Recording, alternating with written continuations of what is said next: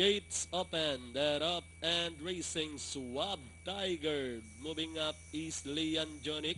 Then comes Elgin and Chairman Think Tank. Mike's Dancer and So Gorgeous is in behind them.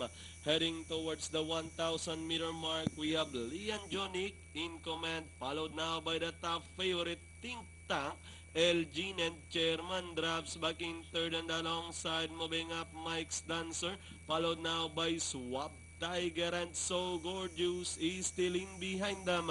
Heading towards the last 600, Think Tank, the top favorite, now in command. Leon Jonic is in second. Mike's Dancer closing in third. Swab Tiger is on the outside. Fourth, moving up by the rail. So Gorgeous, Elgin and Chairman as they turn to the final 450. We have the top favorite Think Tank in command this time by about a length and a half. Moving up to take second is So Gorgeous with the last 150 more to run. It's Think Tank. So Gorgeous is in second on the outside. Leon Jonic, Mike's Dancer with the last 100 meters. It's the top favorite. Think Tank this time by about 3 lengths. And finally, Think Tank, So Gorgeous, Leon Jonic, Elgin and Chairman. Then comes Swab Tiger and Mike's Dancer. Okay, crossing the